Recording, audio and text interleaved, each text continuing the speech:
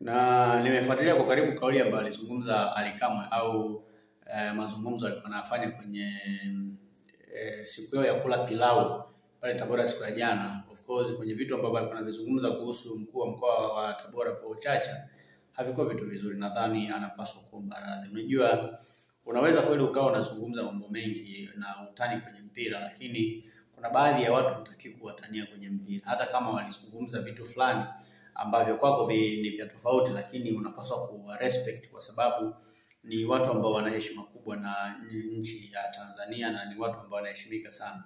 Yaani mfano mtu kama mkuu wa mkoa ni mtu ambaye hutakiwi kumtania kwenye mazingira ya aina yoyote. Yaani hata kama ameingia labda kwenye masuala ya mpira na nini, lakini hutakiwi kumtania kwa sababu ya status yake. Yaani ni kama vile leo uje umtania rais wa shirikisho kwenye masuala ambayo yeye sio mambo yake ya msingi, ila amekuja tu labda kama kuchagiza afu unaweka utani mbele yake. Ally Kamwe anasema mkuu amewaita wachezaji wa Tabora na hajui kama hata chakula aliwapa au nini, lakini pia alivaa shati lake la ubatizo. Yaani ni kauli ambayo kwenye communication skills au hajaitendea haki. Yaani ni kauli ambayo kidogo zina utata. Ni kauli ambazo unaweza ukazitoa kwa mtu yoyote, lakini sio kwa mtu mwenye title ya mkuu wa mkoa kama Paul Chacha au kiongozi yoyote yule mkubwa wa serikali. Unajua ukisikia mkuu wa mkoa ndio rais wa mkoa. Yaani ndio mtu ambaye anafanya kila kitu kwenye mkoa husika. Ndio mwenyekiti wa ulinzi na usalama kwenye mkoa husika. Ni mtu ambaye anadili na kila kitu ambacho kwenye mkoa husika. Maanake ndio mtu ambaye wa kwanza kutoa taarifa za mkoa kuliko mtu mwingine yoyote. Kwa hiyo ni mtu mwenye heshima kubwa sana serikalini, lakini pia ni mtu ambaye anakuwa na heshima kubwa sana kwa wananchi. Kwa kauli ambazo amezungumza Ally Kamwe kuhusiana na mkuu wa mkoa wa Tabora Paul Chacha ni kauli ambazo hazina maadili. Yaani alimkosea heshima kwa namna moja ama nyingine. Nitafurahi kusikia Ally Kamwe anamuomba radhi kwa sababu naamini kwamba anajua kwamba amekosea. Yule ni kiongozi mkubwa, ni kiongozi ambaye ana heshima kubwa, ni kiongozi ambaye anaheshimika sana.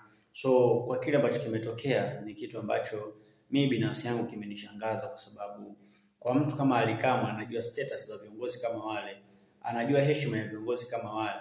So sometimes kuzungumza mambo kama yale mbele yake ni kumkosea heshima. Lakini kama unakumbuka pia Ally Kamwe ni mtu ambaye ana kesi pia ambazo mara kadhaa amekuwa akiripotiwa hata na bodi ya ligi. Kama unakumbuka pia aliwahi pia kuzungumza kauli ya kejeli sana kwa Juma Mgunda na kumfananisha na andazi. Ni kitu kingine ambacho pia kilikuwa ni kibaya sana. Ile ni alimkosea pia heshima sana. Kwa hiyo ni mtu ambaye amekuwa na matukio mengi ya kuwavunjia heshima watu wakubwa, kitu ambacho sio sawa.